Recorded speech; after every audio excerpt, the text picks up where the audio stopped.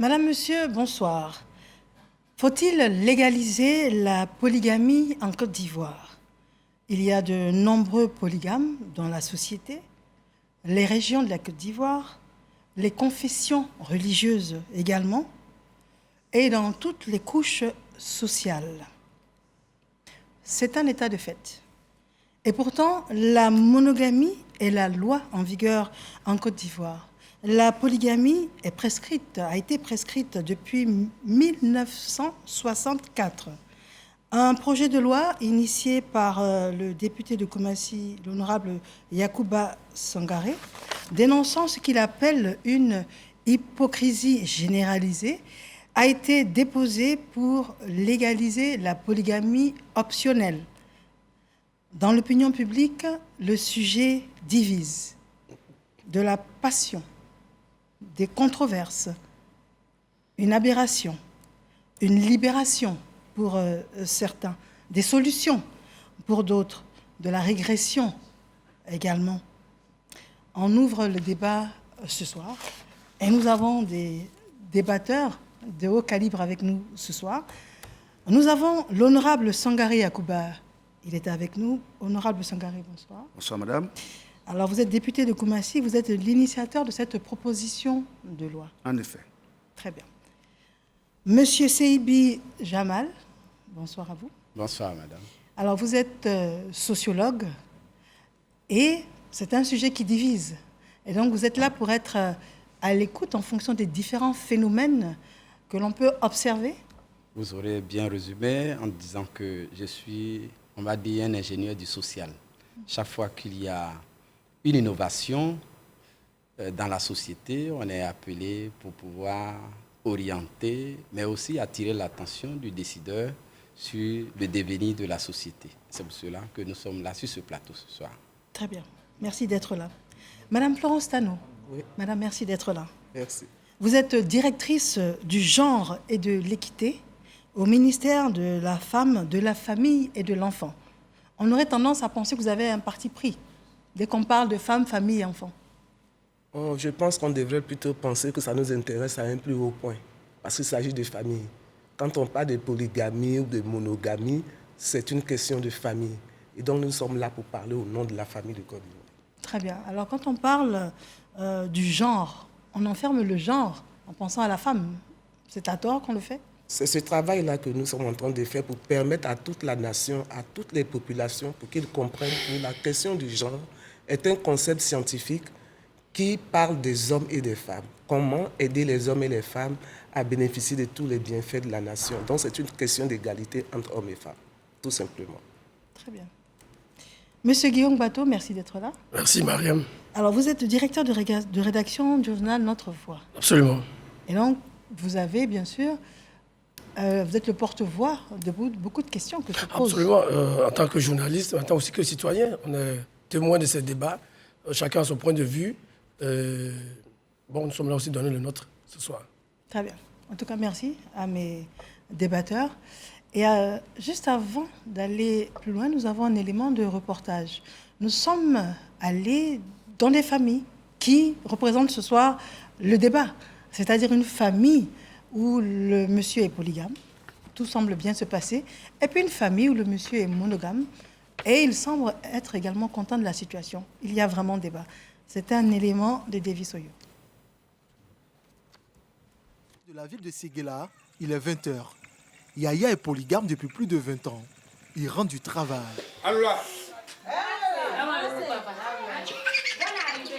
Yaya est marié à 3 femmes. Ce genre d'accueil, il en a l'habitude. À Bézoma, c'est comme ça. Chez moi, il n'y a pas de problème. C'est comme ça, sans histoire. Ça étonne, mais c'est comme ça. Ici, l'ambiance est bon enfant. Djeneba la première, Karija la seconde et Salimata la dernière semblent bien s'entendre. Elles partagent même le dîner ensemble. Franchement dit, c'était pas facile.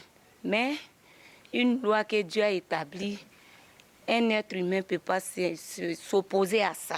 Cette ambiance n'a pas toujours été au rendez-vous dans cette famille. Karija se souvient encore de ses débuts. Ça n'a pas été facile pour moi. puisque la première n'était pas consentante. Et mon mari, il allait derrière moi qui veut m'épouser. Je ne peux pas dire, parce qu'il y a une première femme. Parce que j'ai vécu dedans. Mes mamans, elles étaient beaucoup. Famille nombreuse, dont 15 enfants, Sarah, 15 ans, élève en classe de première. Une des filles de Yaya a l'air de s'épanouir dans cet univers. Tout se passe bien. En tout cas, mes petites soeurs, souvent il y a des querelles, elles me provoquent, ils les frappent. Et puis, à un moment, elles parlent, et puis ça passe. Nous retrouvons le chef de famille à la terrasse de son appartement, entouré de ses enfants.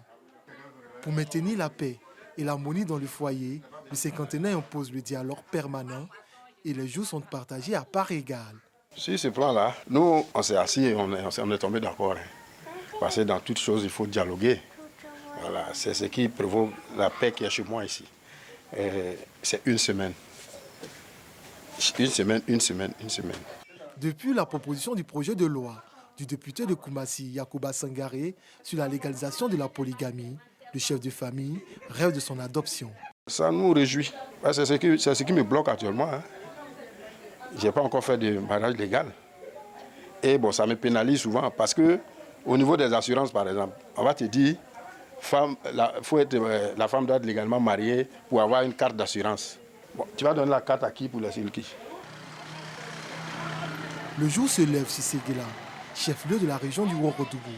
Ici, 80% des populations sont majoritairement musulmanes, dont plus de 60% de familles polygames, selon les autorités locales.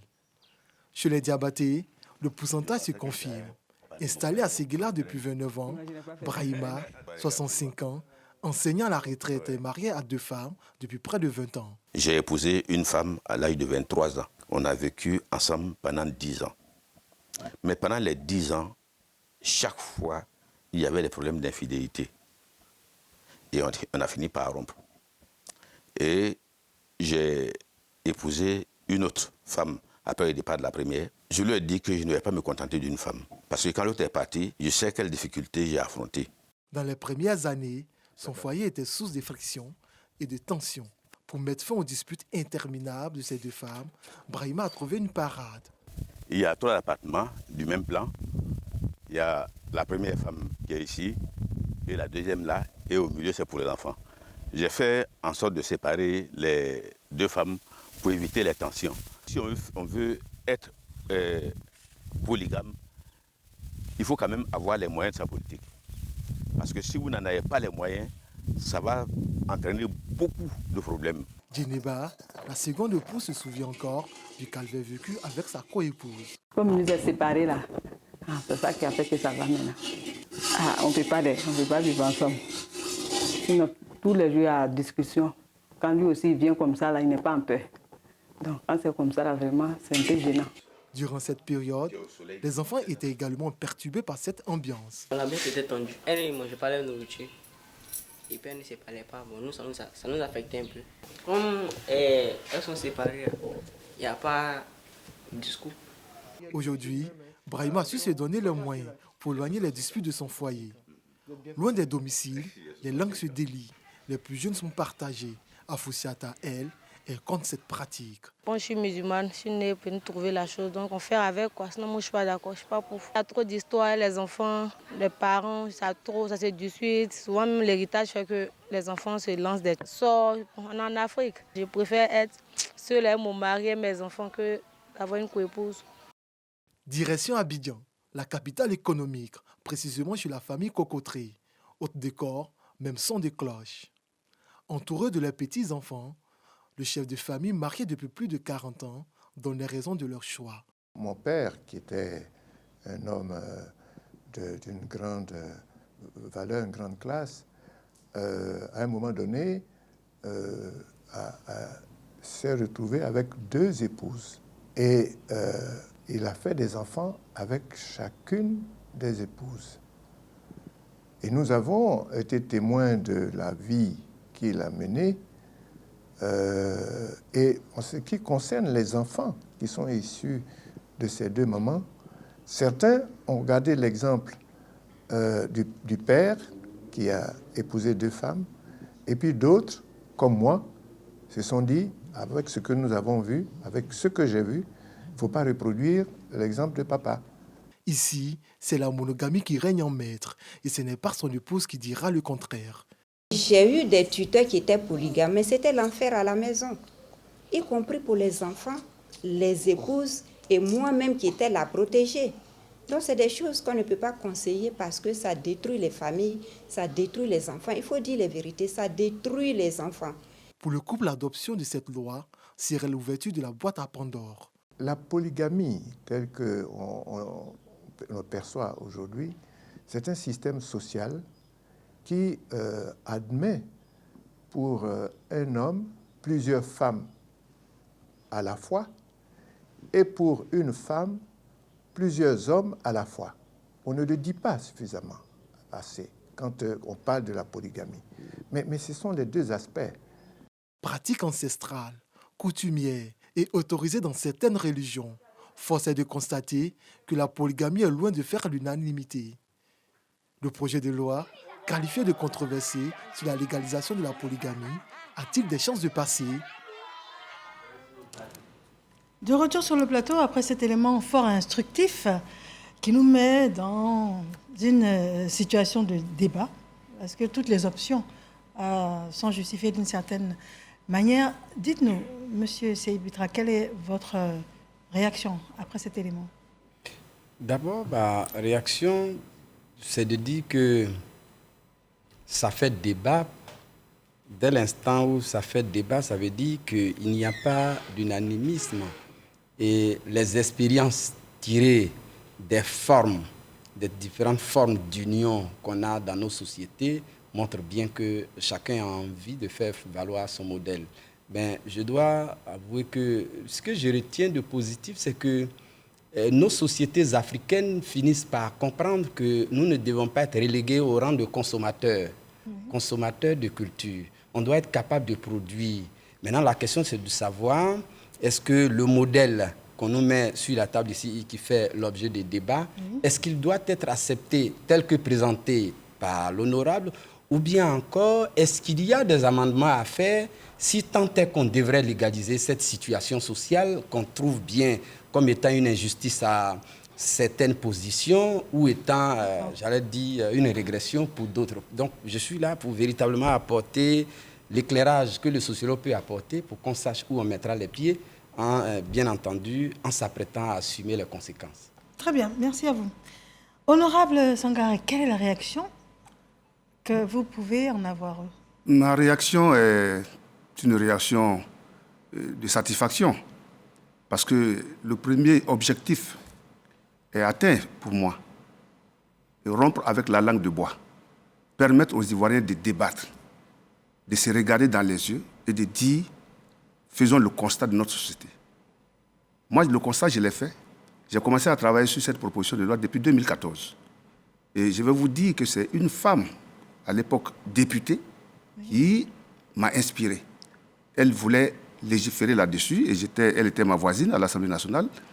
Et je peux la citer avec son autorisation. Elle m'a donné son autorisation. Elle est Mme Bama Sogona, épouse Arnaud. Elle est sénatrice aujourd'hui. À l'époque, elle a dit, voisin, il y a un drame social que nous côtoyons tous les jours. On ne peut pas fermer les yeux dessus. Donc, moi, je vais porter la loi, mais toi, tu t'occupes de l'exposé des motifs. C'est comme ça, l'idée est partie. C'est comme ça que l'idée est partie. Voilà. On a commencé à travailler, et puis après, il y a eu des contingences et tout ça. Elle est partie de l'Assemblée nationale pour se retrouver au Sénat, et moi, j'ai continué le travail. Et le fruit est là aujourd'hui. J'ai déposé ma proposition de loi depuis le 30 juin 2022. D'accord. Madame Tano, oui. Alors cet élément, qu'est-ce que ça vous inspire? Vous pouvez écouter qui? Vous êtes attentive? Ce reportage nous envoie beaucoup de signaux, beaucoup de signaux très intéressants qui devraient nous inspirer pour décider. Quand je regarde le reportage, j'ai des questions qui me remontent. Moi, je pose des questions pour aider les familles à décider. Comme je vous ai dit, je suis ministère Nation. Ministère Nation parce que hommes, femmes, enfants sont dans nos mains, sont entre nos mains pour les éduquer vers le meilleur. Quand je dis ça, je me pose la question du leadership des femmes. Quand je regarde ce reportage, on est tous tournés vers l'homme. C'est le maître. Comprenez? J'ai vu ça. Et l'autre dit, ah, c'était chaud, moi je ne voulais pas. On est donc en combat pour conquérir un cœur. Quel est le leadership des femmes? La grande question. La deuxième question que je me pose, l'État a mis tellement de choses en place pour l'autonomisation des femmes qu'on n'a plus le temps de se projeter vers son autonomisation. On a un souci à régler chez soi. La troisième chose, c'est les enfants. Alors, si on est tous centrés vers l'époux, parce que c'est le maître, on veut l'acquérir, on veut le convaincre, et les enfants, nos enfants, en tant que femmes, très souvent, on préfère avoir le cœur de l'homme. Alors, et pourtant, il faut bien que ces enfants soient encadrés pour devenir les adultes de demain. Je n'ai pas de choix. Je veux simplement poser des questions pour que sociologues, nations, les hommes et les femmes, les journalistes puissent écrire dessus sur les questions que nous soulevons pour que ça nous aide à nous éclairer. Très bien. Monsieur Guillaume Bateau, donc rédacteur en chef de notre directeur de rédaction de Notre Voix. Qu'est-ce que cela vous inspire? Beaucoup de questions. Je pense que le reportage répond à la question. Que ce soit la famille, les deux familles polygames qu'on a entendues à Séguéla ou la famille monogame, tout le monde est d'accord que c'est un problème et que ce n'est pas la légalisation de ce phénomène qui va régler les problèmes. La première famille, la première Djeneba qu'on a interrogée à Séguéla, qui est la troisième épouse, a dit que c'est contre son gré. Ça n'a pas été facile au départ. La famille de M. Diabaté a été obligé de séparer ces deux épouses, donc de mettre ses enfants en interposition, si je peux m'exprimer ainsi. Mais c'est la preuve que ce n'est pas la solution. Donc, déjà que la loi ne reconnaît pas la polygamie, je veux dire le fait pour l'homme d'avoir 3 femmes, de plusieurs femmes, et on voit les difficultés que ça pose, ce n'est pas en légalisant qu'on va régler ces problèmes qui sont posés. Et c'est pour ça que je trouve que c'est pas très bien amené de penser pourquoi, il faut se poser la question, pourquoi en 1964, justement, le législateur, qui aussi, à cette période, la Côte d'Ivoire sortait juste de la colonisation, avait juste l'indépendance, donc c'est une société encore plus traditionnelle que celle d'aujourd'hui. Il faut se poser la question, pourquoi à l'époque, le législateur décide justement de proscrire la polygamie. Je pense avoir tiré les conséquences, parce que la plupart de nos parents, nos grands-parents à cette époque, devaient être en plusieurs polygames. Donc je pense que le reportage nous dit clairement que ce n'est pas la solution. On va en débattre ce soir avec des personnes qui pensent le contraire. Mais moi, j'ai une première préoccupation, c'est déjà de quoi on parle. Parce que même en préparant cette émission, lorsqu'on mettait le titre « Faut-il légaliser la polygamie ?», d'abord, j'ai compris qu'il y a la polygynie, il y a la polyandrie, il y a la polygamie, il y a la bigamie. Donc, j'aimerais déjà qu'on comprenne de quoi on parle exactement avant de demander à l'honorable de nous expliquer le contenu pour lequel on s'excite tant en Côte d'Ivoire de sa proposition de loi. Peut-être qu'on a mal interprété aussi, il va nous l'expliquer clairement. Mais déjà, chers sociologues, dites-nous déjà les nuances entre la polygamie, la polyandrie et la polygynie. Dans l'élément filmé tout à l'heure, je crois que le dernier intervenant a si bien expliqué en disant que si c'est la polygamie, nous voulons, polygamie égale polygynie, c'est-à-dire un homme qui prend plusieurs femmes dans un environnement où la femme a la possibilité de vivre avec plusieurs hommes considérés comme ses maris. Donc polygamie, ça veut dire on se retrouve dans un creuset social où les différentes femmes peuvent aussi s'attirer différents hommes pour qu'eux tous y vivent, fassent des enfants et les élèvent. Maintenant, si on veut... Ça, c'est la polygamie. Ça, c'est la polygamie. Si on veut privilégier l'option où le droit est exclusivement d'aller chercher l'autre, les différentes femmes, est exclusivement réservé à l'homme, en ce moment-là, c'est la polygynie. La polygynie, c'est seul l'homme, un seul homme qui se fait entourer de plusieurs femmes considérées comme ses épouses. Oui. Et donc voilà, et moi dans mes réflexions, la question que je pose moi aussi aux députés, qu'est-ce que le député de la nation veut instaurer comme modèle pour qu'on puisse apporter des clarifications nécessaires Et j'ai entendu beaucoup de choses en disant que c'est ce qui se vit dans le contrefort de nos sociétés, on veut légaliser. Mais là-bas, ce n'est pas ce qu'on se propose de faire. N'oublions pas que nous sommes en train de partir avec des citoyens dans un contexte égalitaire. Égalité de droit. Quand on dit égalité de droit, je suis d'accord que ce soit la polygamie, mais qu'on assume les conséquences. Maintenant, si c'est ce qui est à la périphérie qu'on veut ramener au centre, ça veut dire quoi? Ce qui se passe dans nos sociétés, c'est un arrangement qui habille les inégalités. La première femme n'a pas les mêmes droits dans la famille que la seconde épouse, qui elle-même n'a pas les mêmes droits que la troisième épouse, qui elle n'a pas les mêmes droits que la quatrième épouse. Moi qui vous parle, je suis un fils de polygame, donc je n'invente rien. Je n'invente rien. Donc c'est vraiment pour dire qu'est-ce qu'on veut et pour qu'on sache. Qu'est-ce qu'on veut. Voilà. C'est pour ça qu'on est vraiment content d'avoir l'honorable monsieur sur notre plateau. Donc, moi, la première question que je vous pose, c'est, vous nous parlez de polygynie ou de polyandrie, et puis dites-nous le contenu de votre proposition de loi. Ça sera un peu prétentieux de ma part de donner tout le contenu de ma proposition de loi sur ce plateau, étant donné que ma proposition de loi est destinée au Parlement. Et le débat se fera au Parlement et la loi sera publiée, tout le monde va prendre connaissance de la loi, mais je vais vous donner les grandes lignes. Et je voudrais rebondir d'abord, avant cela, à ce que M. Guillaume Bateau a dit, pour dire que l'élément filmé nous montre clairement que le député Sangaré n'invente rien. C'est un constat. Le législateur doit vivre dans sa société, doit constater sa société, les réalités de sa société. Alors, moi, la question fondamentale que je pose aux Ivoiriens, la polygamie existe en Côte d'Ivoire, oui ou non? Est-elle pratiquée, oui ou non? La loi sur la monogamie est une loi de la République. Toutes les lois de la République doivent être respectées. Quand vous ne respectez pas la loi, il y a une conséquence, c'est la sanction. Ceux qui se marient à 2, 3 femmes, ont-ils été sanctionnés une seule fois par la loi de la Côte d'Ivoire? Non, jamais. Ça veut dire que la loi sur la monogamie n'est pas appliquée. Par conséquent, il faut l'abroger. C'est tout.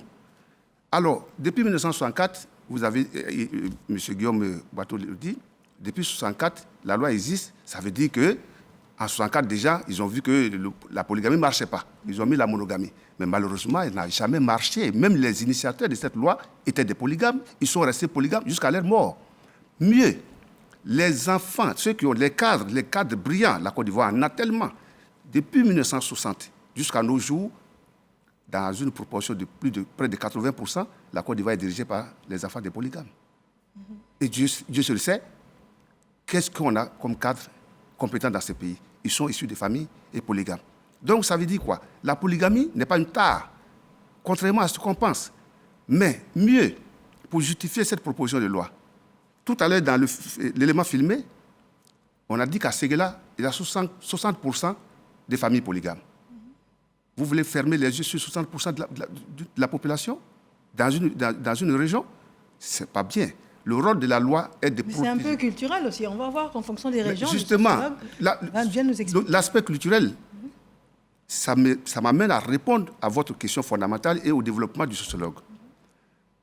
La Constitution ivoirienne consacre le respect de nos valeurs culturelles. Dans le préambule de notre Constitution, il est bien écrit, nous, peuple de Côte d'Ivoire, réaffirmons notre attachement au respect de nos valeurs culturelles, spirituelles et morales.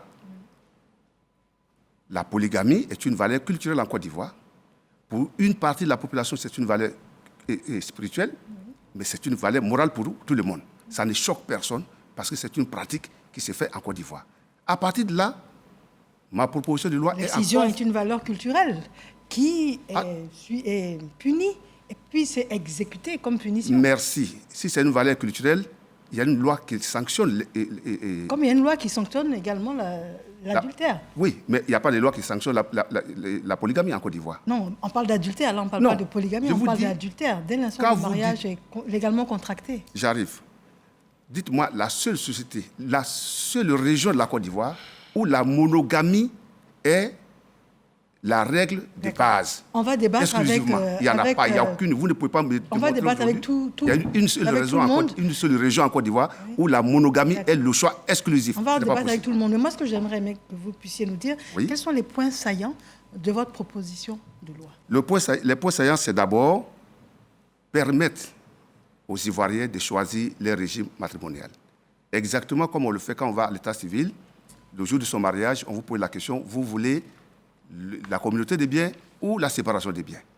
Pareil, quand ma loi va passer, on va permettre aux Ivoiriens de dire, nous voulons opter pour un régime polygamique ou monogamique. Ça, c'est le premier constat. Deuxième constat, en Côte d'Ivoire, on paye la dot. Dans toutes les tribus de la Côte d'Ivoire, la dot est payée. Et la dot, la conséquence de la dot, ça donne un statut à la femme. Quand vous partez payer la dot dans une famille, on vous donne la femme, la société la considère comme votre épouse. Votre entourage la considère comme votre épouse, qu'elle soit première, deuxième ou troisième. Par conséquent, il n'y a que la loi qui dit, dans le cas d'une deuxième ou troisième femme, elle n'est pas votre épouse, elle est votre maîtresse. C'est réducteur. Moi, je trouve que ce n'est pas bien. Cette femme étant considérée comme une maîtresse n'a aucune protection de la loi. Alors que la loi est censée protéger tous les membres de la société. Je voudrais que, en légalisant la polygamie, que ceux qui sont dans cette situation, qui ne leur posent aucun problème, puissent aller à l'état civil et faire leur mariage. Le monsieur l'a dit dans l'élément filmé, les problèmes d'assurance, etc., que tout ça soit réglé, que la loi donne sa protection à tous les membres de la famille. Voilà. Et en plus, les drames sociaux, quelqu'un qui prend une femme dans ces conditions, qui reste là... Non, on va développer, mais moi, dites-moi les points saillants pour qu'on puisse voilà, les points saillants, c'est ça. Régler d'abord le drame social. Régler le drame social. L'injustice qui est causée aux femmes par cette situation. L'injustice causée aux femmes par la situation. Voilà. À partir du moment où on a pu régulariser les enfants adultérins, mais les mamans méritent aussi une reconnaissance légale. D'accord. Donc c'est comme ça que vous voyez les choses. Et juste pour compléter, est-ce qu'il y a un côté rétroactif? Si votre loi, votre proposition de loi passe, est-ce à dire que les femmes qui sont dans leur foyer peuvent basculer avec... Enfin, le mari va leur demander de signer pour qu'ils puissent prendre d'autres femmes, par exemple? Le mariage est un contrat. Oui. Les contractants se mettent d'accord sur les termes du contrat. D'accord. Ma loi prévoit qu'une femme mariée aujourd'hui, si son mari veut prendre une deuxième femme, parce qu'ils sont mariés sur le régime monogamique, il n'y avait pas le choix. C'était imposé. Maintenant, si le monsieur veut prendre une deuxième femme, il appartient au monsieur de se mettre d'accord avec son épouse qui est là aujourd'hui. S'il a l'accord, il va le faire. Maintenant, pour les nouveaux mariés, la question sera posée à l'état civil, mais ils se seront mis d'accord avant d'aller devant M. le maire. D'accord. Alors, si vous avez des questions en ce qui concerne le contenu de sa proposition de loi. Oui, moi ce n'est pas une question. L'honorable a développé un certain nombre d'arguments sur lesquels je voudrais revenir. Il veut s'abriter derrière la culture, il veut s'abriter derrière ce qu'il appelle l'injustice. Mais ce que je voulais dire, c'est que, Mariam, justement, tu as essayé de reprendre le député sur un fait culturel, par exemple, qui est défavorable aux femmes. Tu as parlé des mutilations génitales, par exemple, l'excision, par exemple. Je pense que nous, les Africains, nous n'avons pas besoin de nous abriter derrière nos cultures, notamment sur les aspects négatifs, pour vouloir exister. La loi et la République doivent être en faveur du progrès. L'humanité doit évoluer, et elle évolue. Nous sommes aujourd'hui dans un monde, un village planétaire, où, le sociologue l'a dit, nous sommes sous le régime égalitaire. C'est pour ça que vous avez vu que l'honorable n'a pas répondu à votre question. J'attendais pour relancer. La question qui lui a été posée, est-ce que sa proposition de loi met les femmes et les hommes sur le même pied d'égalité, avec la possibilité pour une femme de demander plusieurs mariages avec des hommes, et la même possibilité peut-être aux hommes? Le député n'a pas répondu, mais on comprend sa réponse. On ne comprend pas parce qu'il va nous répondre. Absolument, il va répondre. Il va nous répondre. On voit bien qu'il insiste sur si le monsieur veut, il aura le cas de répondre. Donc, c'est ça. Nous sommes aujourd'hui à l'ère de la modernité où nous sommes... quelqu'un a parlé de la civilisation de l'universel. Nous avons un objectif de promotion de valeurs humaines universelles. Et nos cultures ancestrales, il y a des côtés positifs qu'il faut certainement continuer de promouvoir, mais il y a des côtés négatifs qu'il faut essayer de minorer. Donc on ne peut pas... La Côte d'Ivoire aujourd'hui, un État qui aspire à la modernité, qui a des engagements internationaux dans le Conseil des Nations, ne peut pas venir remettre en cause un certain nombre d'engagements juste pour faire plaisir La loi, elle est la loi. Le député cherche un argument en appelant les enfants au secours. Oui, moi, je suis d'accord que le législateur décide de faire en sorte que les enfants nés hors mariage puissent avoir des droits, parce que les enfants, ils sont innocents. Ils ne choisissent pas de naître dans telle ou telle famille, tel ou tel père. Mais les adultes, ils prennent des engagements en connaissance de cause. La loi, c'est la loi. Si vous décidez d'accepter d'aller avec quelqu'un qui est déjà marié légalement, vous engagez à subir les conséquences. Donc, je crois qu'on ne peut pas... les arguments du député, de mon point de vue, ne sont pas recevables. D'accord. Alors moi, j'aimerais beaucoup, vous allez intervenir tout de suite, mais j'aimerais beaucoup qu'on aille au bout pour la compréhension de votre proposition de loi. Vous allez comprendre. Nous parlons de polygynie ou nous parlons de polyandrie? Je vais vous expliquer. Déjà. Ce n'est pas compliqué à comprendre. Allez-y. J'ai fait exprès pour garder le mot polygamie. Parce que ce qui développe comme argument ne tient pas la route. Les valeurs culturelles, quand vous me parlez de l'excision, mais s'il y a une loi qui punit l'excision, elle est appliquée, je n'ai pas de problème. Mais quand il y a une loi qui n'est pas appliquée, mais il faut corriger, il faut l'abandonner. Si on est d'accord que l'excision est une tare culturelle qu'il faut abandonner, la loi est appliquée. Celle qui est prise en flagrant délit aujourd'hui va subir les rigueurs de la loi. Il n'y a pas de doute. Donc moi, je n'ai pas besoin de légiférer à ce niveau-là. Mais la loi sur la polygamie, ne faites pas comme si vous vivez dans une autre nation. On est en Côte d'Ivoire. Les réalités sociales sont devant nous. C'est clair et net, les polygames sont partout, dans toutes les couches sociales, des plus nantis aux plus Je l'ai bien dit dans l'intro, oui. C'est une réalité. Dans toutes les régions, dans toutes les ethnies, dans toutes les religions. Alors, faire semblant de dire que ça n'existe pas. Et puis, la considérer comme une tare, je suis désolé. Mais Madame Tano, parlons d'équité... J'arrive. Quand vous évoquez, parce que c'est ce que j'entends comme rhétorique à tout moment, les conventions internationales, les accords internationaux. Absolument. Je suis désolé. Le Sénégal appartient à toutes les organisations internationales, au même titre que la Côte d'Ivoire. La polygamie est au Sénégal, optionnelle. Au Mali, au Burkina, au Cameroun, au Kenya, au Gabon, en Centrafrique, en Afrique du Sud. Vous n'avez pas préposé la question. Nous sommes dans les mêmes organisations que tout ça. Nous sommes partis aux mêmes accords que ces pays. La terre n'a pas cessé de tourner. D'accord, Madame Tano, vous nous parlez d'équité et de genre. Vous êtes là pour cela. Ma question demeure fondamentale. De quoi vous nous parlez? Est-ce que c'est la polygynie ou la polyandrie? C'est ça. Tout à fait. Déjà. Je vous renvoie à notre Constitution qui dit que nous sommes attachés au respect de nos valeurs culturelles. Alors, dites-moi, quelle est la région de la Côte d'Ivoire où les femmes ont l'habitude de prendre 3 ou 4 hommes? Je n'en connais pas. J'ai fait mes enquêtes, je n'ai pas trouvé. Donc, je ne vais pas légiférer sur quelque chose qui n'existe pas. Je légifère sur ce qui existe. En Côte d'Ivoire, j'ai constaté que les hommes ont plusieurs femmes. Et que ces femmes-là n'ont aucune protection. Moi, je demande qu'elles soient protégées par la loi. Mais je n'ai pas trouvé de femmes avec plusieurs maris. Comme je n'ai pas trouvé, si j'avais trouvé certainement que j'allais prendre cet aspect en compte. C'est pour ça que j'ai dit polygamie. La loi, elle est dynamique. Je propose une loi aujourd'hui aux Ivoiriens parce que j'ai fait un constat que notre société est confrontée à un certain nombre de problèmes.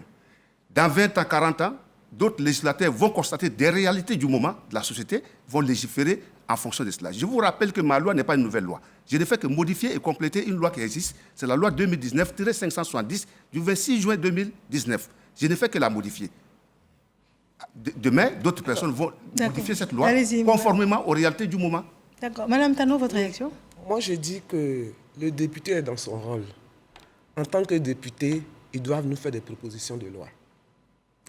Il joue son rôle. Mais alors, la question qui me vient en tête est la question des hommes et les femmes qui naissent égaux en droit et en dignité. Comment on traite cette question quand, dans un couple, le monsieur peut venir épouser une deuxième femme? Alors, la femme a-t-elle la possibilité d'épouser un autre homme? Monsieur le député nous répond qu'il n'a pas vu ça dans nos faits culturels. Mais en 1964, quand le législateur venait pour dire qu'il n'y a plus de polygamie, il l'a fait pour résoudre un problème. Parce que nos pères, nos mères étaient dans des foyers polygames. Oui. Et on voulait stabiliser l'État au plan matrimonial, tout ça. Il propose donc la monogamie. Mais en proposant la monogamie, il a proposé une solution en disant au couple, vous avez 2-3 femmes, légalisez tout, et puis après on passe. Donc ça a été fait de façon procédurale. Vous comprenez? On était dans la polygamie, on veut aller vers la monogamie. Il y a un moment pour tout stabiliser dans les foyers et je vous propose donc la monogamie. Donc ça a été procédural. Aujourd'hui, on a des problèmes par rapport aux foyers, par rapport aux femmes. Le problème des VBG ne sont pas encore Qu'est-ce que c'est, réglés. VBG? Violence basée sur le genre. Violence basée sur le genre. On en compte par milliers dans nos pays, dans notre pays, dans nos villes. Moi, je veux voir le député porter ces questions pour que les femmes tiennent debout. D'accord, donc pour vous, ce n'est pas prioritaire ce qu'il a porté? La deuxième chose que je veux développer, c'est quand on pose ce problème, est-ce qu'on a imaginé nos jeunes, aujourd'hui qui ont 23 ans, quand ils auront 30 ans, ces jeunes esprits digitaux? Je suis sûr que ces jeunes-là, que moi je rencontre à longueur de journée dans des discussions, ils n'auront pas le problème de dire je suis dans un foyer polygame, ils vont juste aller prendre une autre épouse, tel que je les vois. Je vois la société. Alors, quand on est leader, là, il faut prendre une longueur d'avance. C'est-à-dire regarder déjà dans 30 ans. Je vais m'arrêter là pour dire. Très bien. Les problèmes. Vous arrêtez là, on a un élément, parce qu'on a demandé l'avis également de monsieur et de madame tout le monde. Et écoutez les réactions. Pour légaliser la polygamie, chez moi, en tout cas, ce n'est pas un problème. Parce que c'est quelque chose qui est idéal là, qu'on ne peut pas y changer. Parce que souvent, il y a des parents même qui ont une femme, deux femmes, mais arrivé un moment, la femme qui est à la maison est connue. Et il y a des maîtresses, mais des copines dehors. Donc si ça tenait qu'à moi, ça vaut mieux qu'on légalise pour que d'autres parents puissent se mettre à l'aise pour faire entrer d'autres personnes à la maison. Et il y a une copine dehors, ça amène toujours des histoires. Donc s'il a légalisé qu'il y a une femme qui rentre, je ne vois pas où il aura des problèmes. Puisque chez nous, les musulmans, c'est déjà légalisé. Donc vous êtes pour la légalisation de la polygamie? Je suis pour. Oui, je suis pour. Il n'y a pas de problème à celui-là. Vous pouvez accepter une co-épouse? Si, je peux accepter une co-épouse, parce que ça est dans ma religion. Jusqu'à 4, tout ça, vous pouvez accepter tout ça? Bon, on sait que comment on appelle la religion musulmane, c'est jusqu'à 4. Donc si le monsieur peut supporter ces 4 familles, ce n'est pas un problème. Moi, en tout cas, je ne suis pas pour la polygamie. J'aime pas partager. Et puis bon, je ne peux pas avoir une co-épouse, moi. Toujours, ça sera la bagarre dans la maison. Donc, je ne peux pas supporter. Il y a des gens qui ont 2, 3 femmes.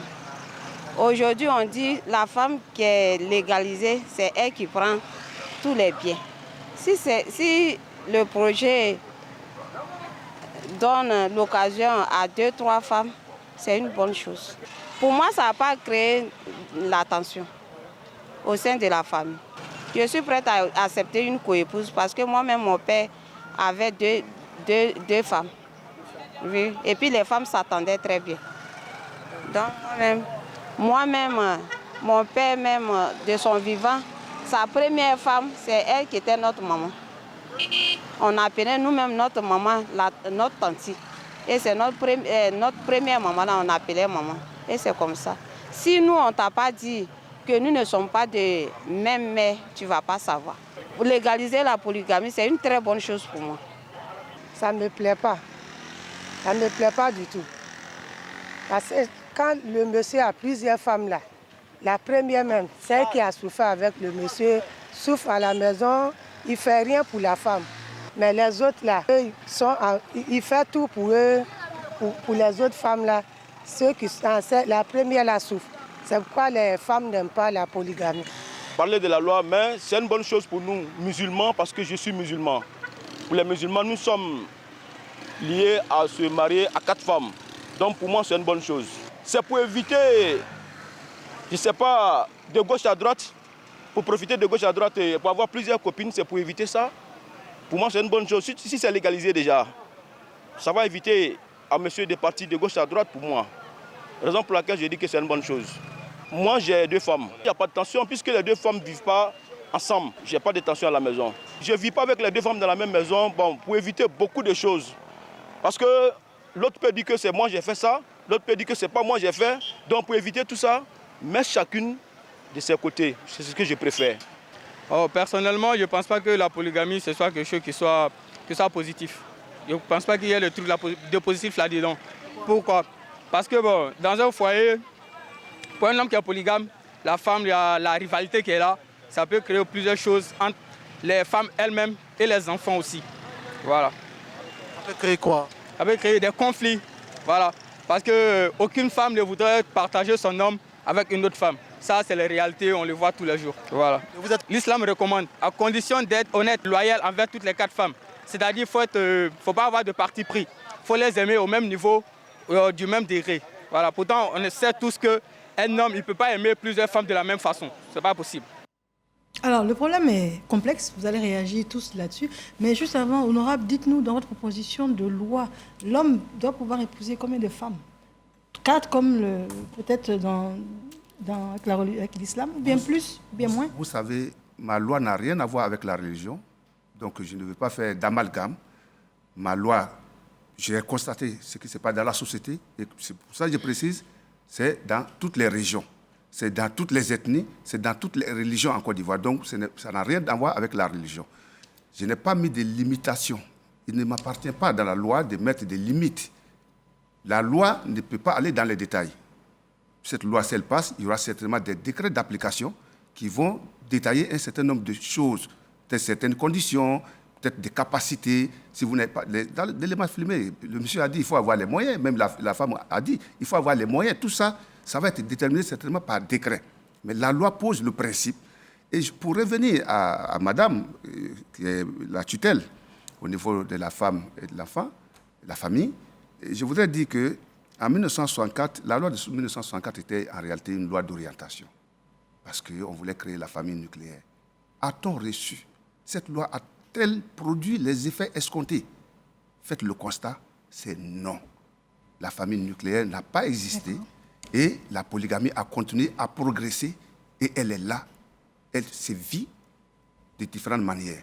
Vous avez vu dans votre premier élément, le monsieur n'était pas polygame. Il avait une seule femme. Il a divorcé la femme.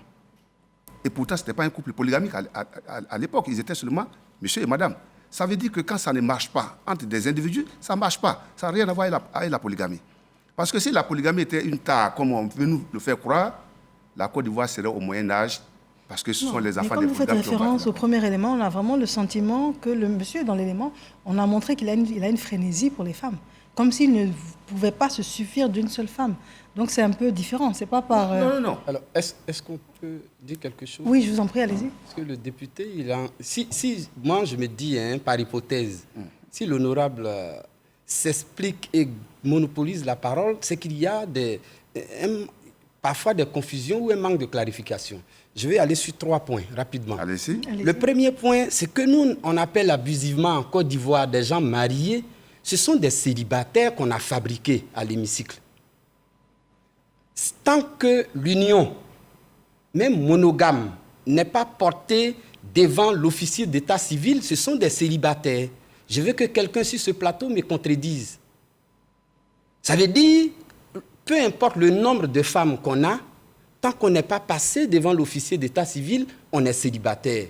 L'homme et les femmes, ils sont tous célibataires. De la même manière, avec la loi depuis 1964 modifiée et autres, aujourd'hui, mes collègues de la fac, qui vivent depuis 15 ans, 20 ans, 25 ans, 30 ans avec des femmes qui n'ont pas présenté devant l'officier d'état civil, ils sont considérés comme des célibataires. Voilà le problème que la Côte d'Ivoire a.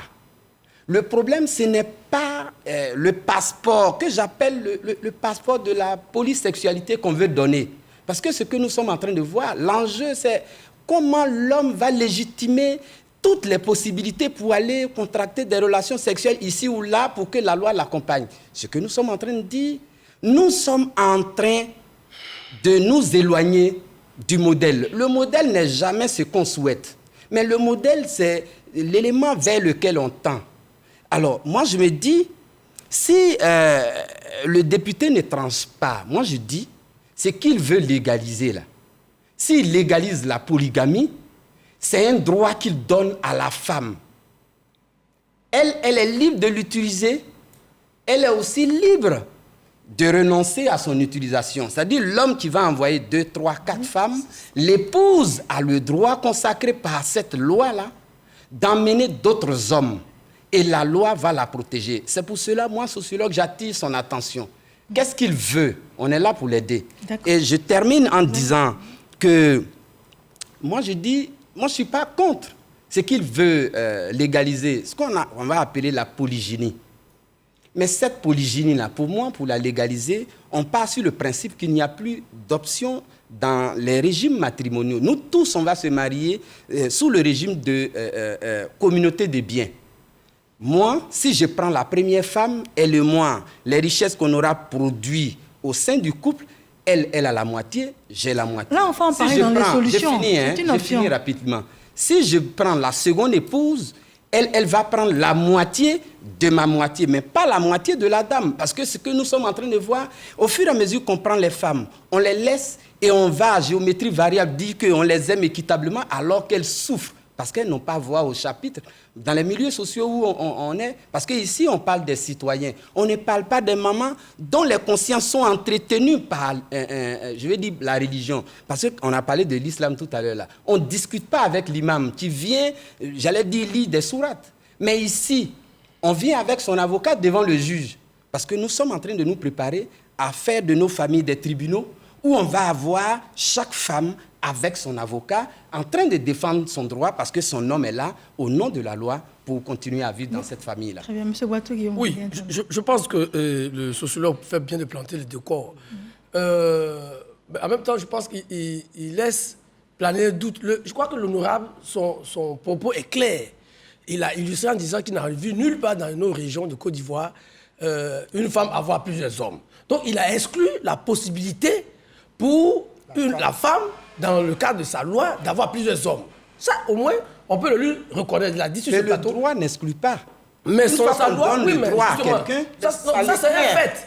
C'est un fait. Le député est assis à votre droite. Il a dit ici que lui, n'ayant pas vu dans une de nos régions où une femme a plusieurs hommes, sa loi s'en tient à permettre aux hommes d'avoir plusieurs femmes.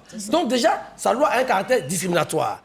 En plus, dans le développement, il dit qu'il y aura des décrets d'application et même les critères de moyens financiers. Ça veut dire que sa loi va favoriser ceux qui ont l'argent. Je trouve que ce deuxième point vient encore discréditer la loi du député. Parce que dans la société, nous allons créer plusieurs catégories de citoyens et au final, nous n'allons pas nous retrouver. La femme serait un signe extérieur de richesse. Absolument, parce que celui qui on ferait la promotion de l'argent, pour ne pas dire plus, l'argent, celui qui a l'argent, il pourra se marier à plusieurs femmes. La femme qui a l'argent ne pourra pas le faire. Celui qui n'a pas d'argent ne pourra pas le faire. Et donc, le député serait le porte-parole de la classe bourgeoise de notre société. Ceci dit, le député a parlé de nos cultures. Et moi, je voulais insister là-dessus. Il ne faut pas que les Africains ait cette tendance fâcheuse à nous accrocher au côté négatif de notre culture. Je le dis, c'est un trop grand sujet que le député aborde, selon moi, avec beaucoup de... Je m'excuse, mais avec peu de précautions. Parce que le sociologue a un peu évoqué. Le principe, il prend la Constitution par le bout qu'il arrange. Il dit que la Constitution nous dit de valoriser nos cultures. Mais en même temps, la Constitution prescrit l'égalité de tous les citoyens, hommes et femmes, devant la loi. Donc, sa loi, si elle exclut la possibilité pour les femmes d'avoir plusieurs hommes, elle devient anticonstitutionnelle. Le Conseil constitutionnel devrait pouvoir rejeter sa loi. Donc, dans tous les cas, les arguments, je l'ai dit, qu'ils soient culturels, qu'ils soient religieux, que le député avance, ne tiennent pas la route. Et je ne suis pas convaincu. Quand il dit que la famille nucléaire n'a pas existé, si elle existe, parce que ceux qui ne respectent pas la loi, mais ils sont hors la loi, tout simplement. Ils sont hors la loi, tout simplement.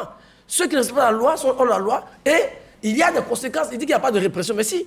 La loi prévoit que si votre conjoint, vous prenez votre conjoint dans une situation d'adultère, il y a des conséquences que le juge peut lui infliger. Mais ce n'est pas appliqué, c'est une réalité aussi. Ah non, c'est parce que les gens ne se plaignent pas. C'est parce que les gens ne font pas, ne font pas usage de leurs droits. Ils ne sont pas mariés. Donc, la loi ne peut pas... Non, je parle du cas où les gens sont mariés. Non, je prends ceux qui vivent en couple qui ne sont pas mariés. Mais ça, c'est la loi pas. Vous allez rebondir. À partir du moment où il n'est pas marié, vos droits ne sont pas reconnus par la loi. Pour ne pas perdre, comme on appelle, le fil de mes idées, je voudrais rebondir. J'ai l'impression que M. Guillaume Boiteau est dans le virtuel. Moi, je suis dans le réel. Non, non, vous êtes dans le virtuel. Pas du tout. Non, quand vous dites, oui. D'abord, ma loi va favoriser, va faire une discrimination, ça va favoriser ceux qui ont l'argent. C'est vous qui avez dit. C'est vous qui avez parlé de critères, de décrets d'application. Vous pouvez vous marier quand vous n'avez pas 1000 francs en poche, c'est impossible. Vous vous mariez quand vous avez l'argent. C'est pour ça qu'il y a des célibataires qui sont dans notre société parce qu'ils n'ont pas les moyens de se marier. Non. Le mariage d'abord, même monogamique, suppose qu'on ait le minimum Quand vous n'avez pas le minimum, vous ne pouvez pas vous marier. Qui détermine le niveau du minimum? Votre loi détermine le niveau à quel niveau? Ma loi ne détermine pas des niveaux. Mais pour se marier, ma loi ne peut pas être plus précise que ça. Soyons quand même raisonnables. Quand vous vous mariez, ça suppose que vous avez les moyens. En Côte d'Ivoire, la dot n'existe pas. Vous connaissez une société où la dot n'existe pas? Oui, mais la dot... La dot, là, si vous n'avez pas la dot, vous pouvez aller demander la fille de quelqu'un? C'est impossible, monsieur. Le mariage, c'est une question de moyens. Je suis désolé. Que le mariage soit monogamique ou polygamique, c'est une question de moyens. Pouvoir loger la femme d'abord, pouvoir la nourrir, pouvoir peut-être subvenir à ses besoins. Si elle ne travaille pas, monsieur, c'est une obligation. Honorable, moi je vous dis, excusez-moi, honorable, moi je suis... J'arrive. Non, attention, pour ne pas perdre mon idée aussi. Les conjoints contribuent aux charges du ménage en proportion de leurs facultés respectives. Oui. Si votre conjoint n'a pas de moyens, c'est vous qui allez contribuer tout seul. Je vais vous dire une chose. De la famille. Le mariage dans nos sociétés africaines, c'est aussi une question de famille. Ce n'est pas une question d'individu. La famille ne vient pas nourrir la famille. Je vais terminer. Votre femme. Je vais terminer. Moi, je suis Yacouba. Le mariage dans nos sociétés, c'est souvent le mariage de deux familles. Et ce n'est pas l'individu seul qui est laissé, je veux dire, à sa perte. Non. Et les questions de moyens dont vous parlez, il faut encore que vous devez être précis. Mais il faut que vous soyez précis. Non, parce que, quand on parle de dot, moi je vous dis une chose. C'est pas la famille dans nos qui va familles, payer le loyer pour vous. Je ne parle pas de loyer. Mais la dot, ce n'est pas le loyer. La dot, ce n'est pas le loyer. Non, je veux dire, la femme. Une famille peut se mettre ensemble, payer la dot de l'épouse de leur fils. Dans notre société, la femme a un coût. Quand vous n'avez rien, vous ne pouvez pas vous marier. Quand vous avez un coût. D'accord. Madame Tano, est-ce que vous avez le sentiment qu'il est en train de... Cette loi pourrait chosifier un peu la femme du côté matériel? Est-ce que vous avez ce sentiment-là? Tout à l'heure, je vous voyais réagir. Ce que j'ai pu comprendre dans les explications de l'honorable, c'est que la dimension que développe le sociologue, le fait que cette loi peut permettre aux femmes de s'offrir aussi des hommes comme époux.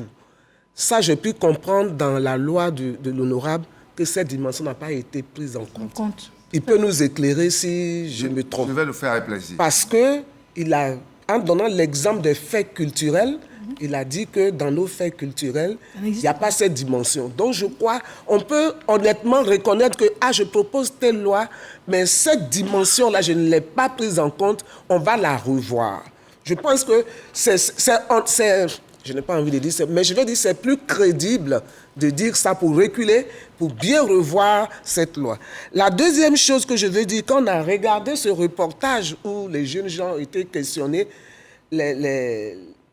c'est de diverses façons qu'ils ont donné leurs opinions. D'autres sont pour, d'autres sont contre.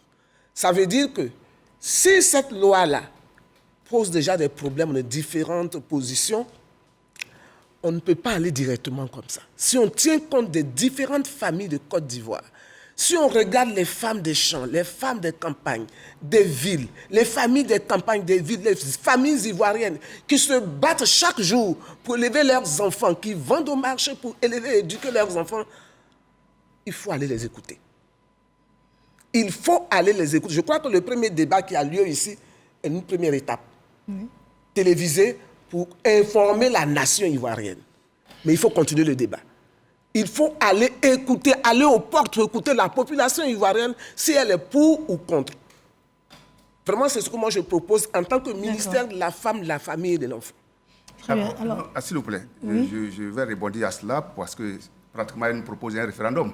Si je comprends. Vous l'avez bien entendu. Ce que je voudrais dire, d'abord à M. Guillaume Bateau, qu'on me montre un seul aspect de la constitution ivoirienne que ma loi violerait.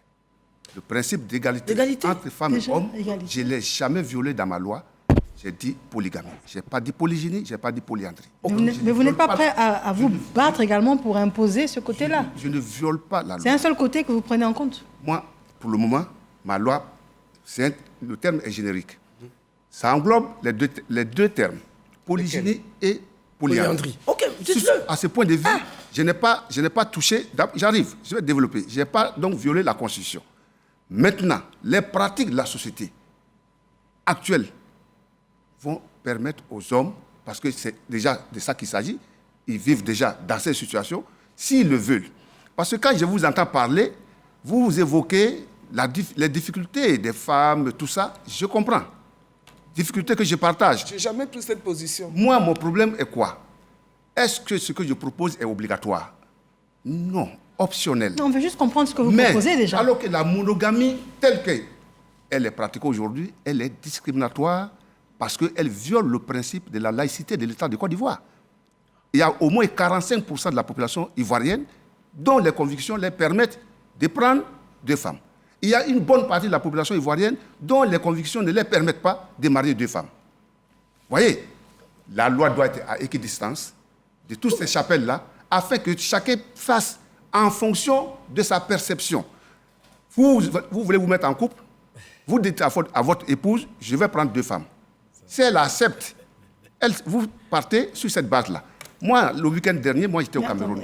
J'ai croisé une famille, ils sont mariés depuis 35 ans. Sous le régime de la polygamie. Sous le régime de la polygamie, mais ils sont toujours monogames. J'ai posé la question à monsieur, il était avec sa femme. J'ai dit, mais tu as signé polygamie, mais pourquoi depuis 35 ans, tu es dans cette situation de monogamie? La femme a écarté des rires et le monsieur dit, mais je n'ai pas encore eu les moyens. On s'est marié à 2 fois quand on a les moyens. C'est pour vous dire... Cette loi, ça me permet à la femme aussi d'épouser d'autres hommes? Madame, j'ai pas bien saisi cette dimension que vous étiez en train d'expliquer. Moi, j'ai dit la polygamie.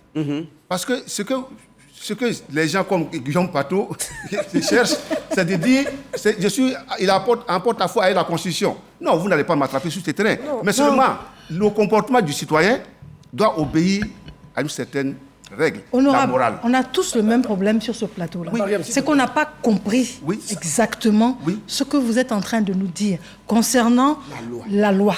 Et là, moi, ça me pose problème sur mon plateau. Ça ne doit pas vous poser de problème. Donc, s'il vous plaît, dites-nous clairement, en 2 mots simples, sans développer, sans donner des exemples. Votre loi légaliser la polygamie. Donc, ça veut dire que l'homme aura le droit, et vous n'avez pas encore défini le nombre de partenaires. Vous n'avez pas encore défini. Donc, l'homme aura le droit de prendre un certain nombre de femmes et de les épouser légalement. Oui. D'accord. Ça, c'est un aspect. Maintenant, l'autre aspect pour lequel je demande confirmation, est-ce que la femme aura le droit, dans votre proposition de loi, d'aller épouser, après avoir déjà contracté un mariage, plusieurs hommes, et puis d'être en conformité avec la loi? Si c'est conforme à sa morale. Non, on parle de loi, on ne parle pas de morale. De loi. On parle de loi. La loi dit quoi? La loi, c'est quoi? La loi, c'est pour réguler les comportements. C'est-à-dire la loi est en fonction de la société. Vous ne faites pas la loi comme ça. Vous-même, vous nous avez dit que depuis 1964, la loi n'est pas adaptée à la société. Oui. Donc ça prouve bien que des fois, il y a une différence. Moi, je vais vous dire, quand vous faites la polygamie, vous donnez la possibilité à l'homme de prendre plusieurs femmes, à la femme de prendre plusieurs hommes. Okay. Mais est-ce que dans notre société... Non, ça c'est un deuxième débat. Voilà. On parle de droit. Quand moi j'ai dit polygamie, attendez, je vais mettre le monde à l'aise. D'accord. Maintenant, chacun agit conformément à sa perception. Oui, mais quand vous dites polygamie, oui. Moi, j'ai dit polygamie qui englobe les 2 thèmes. Je ne vais pas dans les détails. Moi, j'ai dit polygamie, je m'arrête à ça. Voilà. À chacun de tirer les points. Arrêtons-nous là. On s'arrête là. Non, Mariam, monsieur, excusez-moi. Le député manque de courage. Oui. Je crois qu'il faut, quand on veut aborder un tel sujet, il faut faire preuve de courage. Le député, il dit qu'il ne rate pas les détails. Non, il faut rentrer dans les détails. On n'a pas le texte, malheureusement. Mais il doit assumer sur ce plateau que oui, moi, député Yacouba Sangaré, ma proposition de loi va permettre aux femmes qui sont déjà mariées légalement, qui le souhaitent, d'avoir plusieurs hommes. Ça, il le dit, et après, souvent, on est d'accord ou on n'est pas d'accord. Parce que quand il dit, après, il veut mettre des questions morales, la loi doit être précise. Mais la loi est précise. Quand moi je dis polygamie, allez regarder dans le dictionnaire, la signification de polygamie, c'est quoi? Oui, vous n'en parlez pas, vous ne développez pas. Moi, je développe pas. Le sociologue l'a expliqué. Le sociologue, je suis parfaitement d'accord. On donne la parole un peu au sociologue, allez-y. Voilà. Je suis parfaitement d'accord avec ces explications. D'accord. Alors, moi, je veux dire aux députés que la seule option pour avoir les avis des Ivoiriens sur la question n'est pas seulement de passer par le référendum.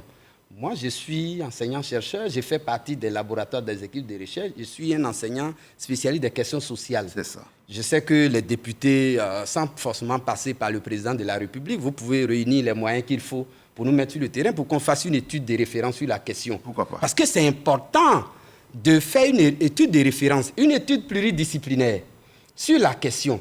Mais je veux que... Moi, je suis vraiment... j'ai bien compris que vous avez une affection particulière pour la polygamie. Pour la polygynie, vous voulez dire? Non, pour la polygamie. Ok, d'accord. Pour la polygamie. C'est ça, je dis, vous aurez là déclenché une possibilité de loi que la femme légalement mariée peut utiliser. Elle peut renoncer, il n'y a pas de problème. L'exemple que vous avez donné sur le Cameroun, il n'y a pas de problème. Mais la constitution ivoirienne, l'État de Côte d'Ivoire ne peut pas arrêter cette dame-là qui s'est mariée avec moi, qui est ma deuxième épouse et qui va chercher M. Guillaume Bateau pour venir chez moi à la maison. Je ne serai pas seul en train de faire le calendrier de la vie sexuelle au sein du couple. Elle aussi, elle va faire pour convoquer les hommes qu'elle a réunis. C'est pour cela que l'équité... Non, je termine. C'est pour cela que moi, je dis... Peut-être que le mot polygynie ne vous met pas à l'aise, mais c'est ce mot que vous devez utiliser. Je ne vais jamais l'utiliser parce que si je le fais, je serai en contradiction avec la Constitution de Côte d'Ivoire sur Non. le principe de l'égalité femmes-hommes. Mais est-ce que c'est votre ressenti ou c'est la contradiction qui vous inquiète? Et c'est pour cela, moi, je légifère sur ce que je vois. Ce qui pourra venir demain, d'autres vont le faire quand... Pourquoi vous ne faites pas le travail en même temps? Mais moi, je ne peux pas le faire parce que c'est de l'abstrait. Mais je le ferai. Est-ce que ça existe? Mais ça va exister si vous décidez. Pour le moment, moi, je suis législateur. Je légifère en fonction d'un constat que j'ai fait dans la société. Ce qui n'existe pas pour moi... Ce constat, moi, je veux que vous... Ce constat actuel, Oui. avec la population actuelle, avec cette tranche d'âge, nous autres, je me demande si vous avez aussi fait une projection. Parce que proposer une loi aujourd'hui, elle va durer peut-être 30-50 ans. Avec ce monde en mouvement, avec ce monde digital, avec ce monde ouvert sur tout, cette loi, comment vous la voyez dans 50 ans? Il y a ça aussi, pas une longueur de... D'accord, vous allez répondre à la question. Moi, j'ai un élément à vous proposer, parce qu'on accuse, à tort ou à raison, la religion. Pour dire que certaines choses sont permises et d'autres non. Il y a des restrictions. Donc, on a demandé justement l'avis des religieux sur la question. Nous, en tant que musulmans, nous sommes très, très heureux de voir déjà cette loi posée sur la table des parlementaires parce que ça montre déjà qu'on n'est pas complexé vis-à-vis de notre culture, parce que c'est aussi notre culture vis-à-vis de notre tradition et de notre religion, parce qu'il y a pas mal de pays qui ont légalisé la polygamie, mais pourquoi pas chez nous? Mais aussi, il faut former les gens à la compréhension de la polygamie. Ça a ses avantages, mais ça a aussi ses inconvénients. Donc, ceux qui sont pour la polygamie doivent comprendre la polygamie selon leur religion, selon leur culture, selon leur compréhension aussi. Parce que même le mot déjà rival pose problème. Enfin, là, je préfère qu'on emploie le mot coépouse au lieu de rival, parce qu'on rivalise sur quelque chose. Et là, déjà, ça ne commence pas bien du tout. Et donc, nous souhaitons vraiment que cette loi passe. Ça va arranger notre société.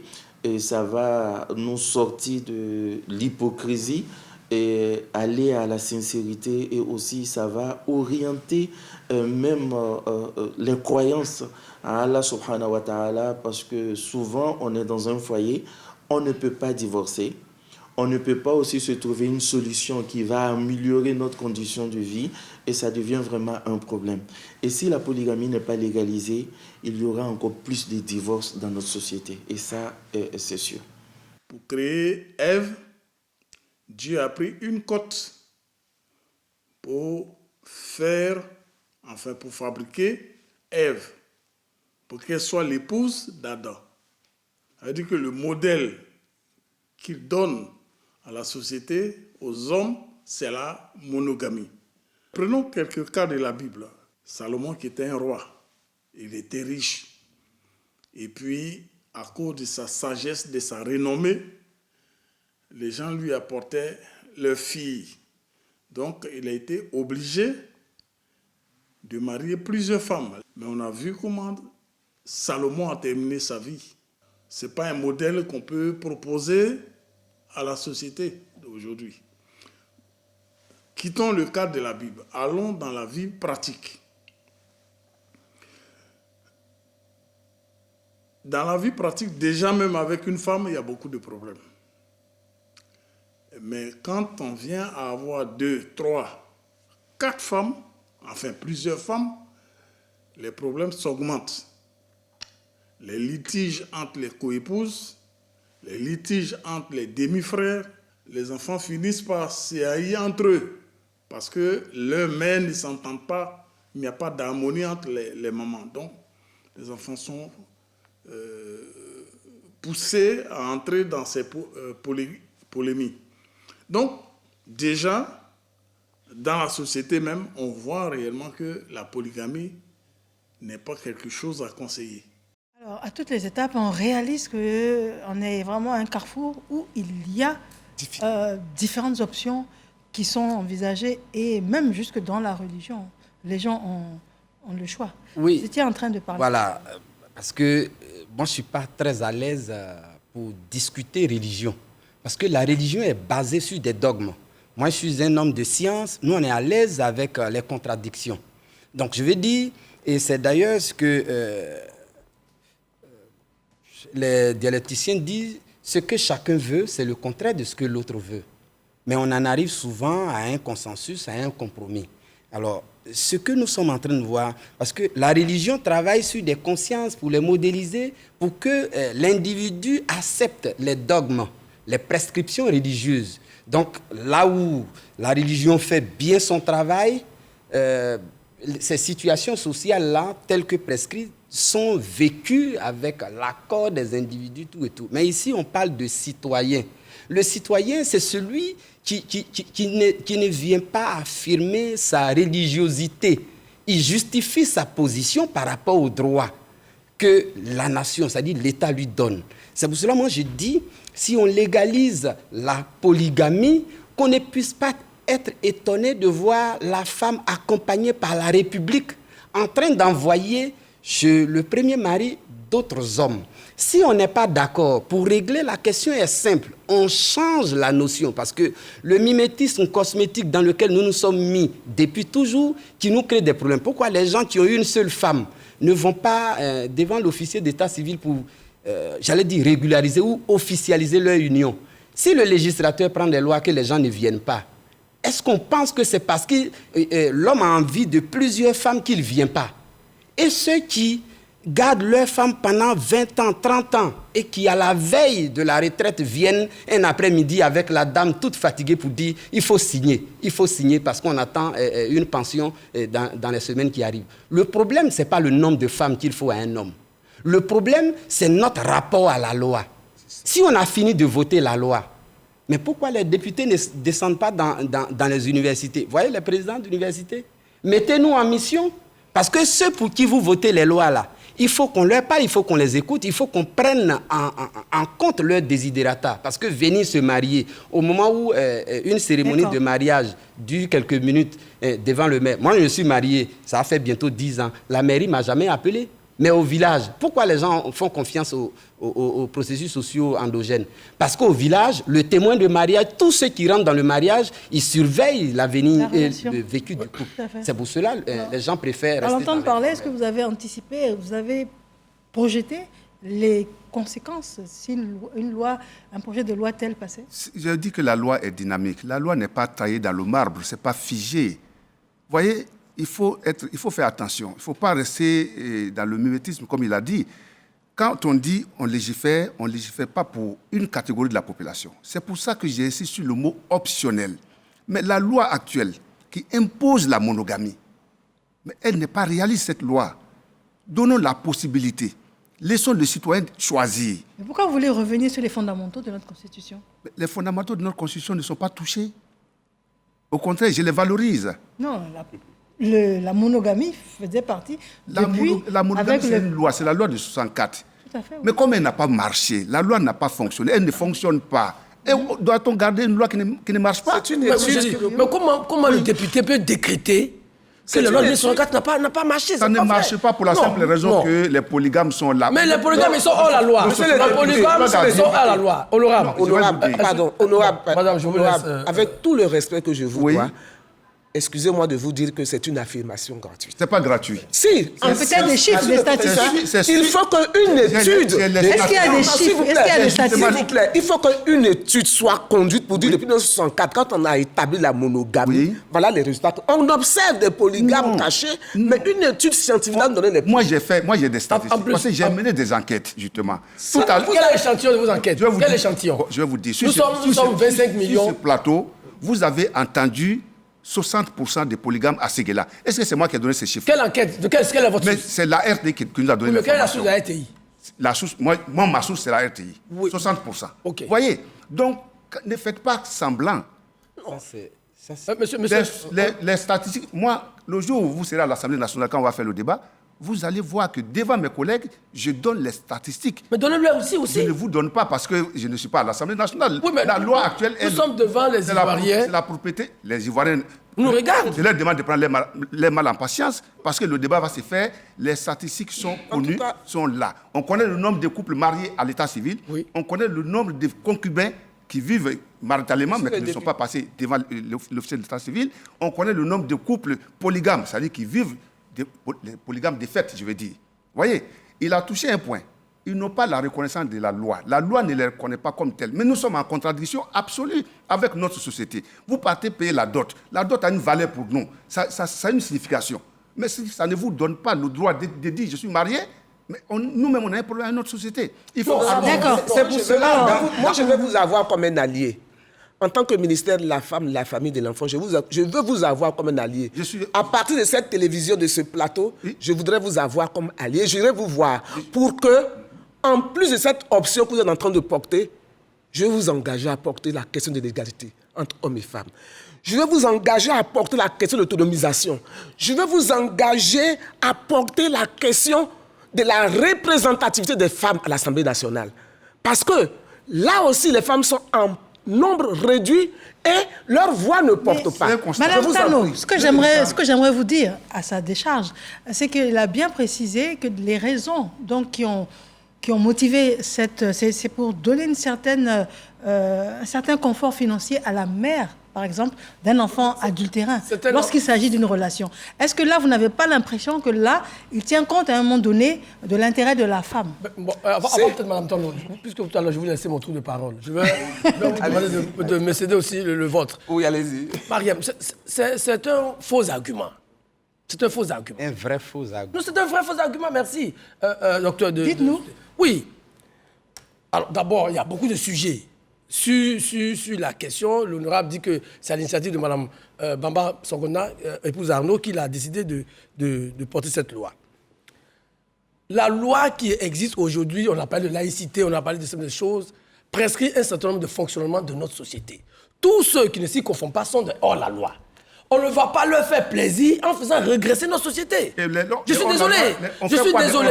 Les hors-la-loi... On fait quoi d'eux? Mais les hors-la-loi sont des hors-la-loi. On les sanctionne, non? Mais on les sanctionne. Il y a même au plus haut niveau de l'État de Côte d'Ivoire, on a vu des hommes ici aller prendre une deuxième femme, qu'ils appellent même ma petite femme. Mais ils sont hors la loi. Même s'ils le disent, ils sont hors la loi. Ils sont hors la loi. Alors, en parlant de personnalité, Monsieur Gbato, attendez, en parlant de personnalité, nous avons un élément à vous proposer. En parlant de personnalité, Monsieur Gbato. Parce que le juge n'est pas allé chercher. Hors la loi sont sanctionnés. Mais quand ils ne sont pas sanctionnés, ça veut dire que la société s'accommode de leur comportement. Alors, certaines personnalités ont donné leur avis. Monsieur Gbato, vous parlez de personnalité. Non, c'est pas moi, c'est le député qui a parlé de personnalité. D'accord, oui. Nous parlons de personnalité. Certaines personnalités ont donné leur avis sur la question.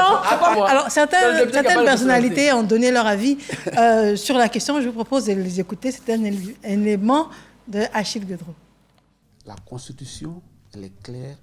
Elle met en valeur notre culture. Les valeurs culturelles, les valeurs coutumières et tout ça, justement.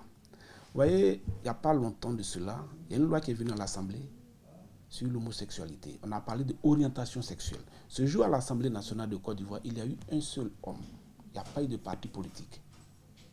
Tout le monde s'est mis comme un seul homme pour dire que nous disons non. Pourquoi? Parce que c'est une loi qui est en déphasage avec notre culture, qui est en déphasage avec notre religion. Donc, on parle de polygamie. Mais la polygamie, effectivement, c'est un thème générique. Il y a la polyandrie, Et puis il y a la polygynie. Il faut être assez courageux. Il n'existe pas un seul village en Côte d'Ivoire où la femme se marie à plus d'un homme. Ça n'existe pas. Et dans nos sociétés, dans nos villages, le constat que nous avons fait, c'est qu'il y a des personnes qui sont mariées à 1, 2, 3, souvent même plus de 3 femmes. Et c'est ce problème qu'en tant que député, nous voulons régler. Nous sommes un État laïque. Vous nous voyez en train de nous engager sur une pente dangereuse qui est celle des déshydratats des différentes religions qui ont cours dans notre pays. Épargnez-moi ce débat.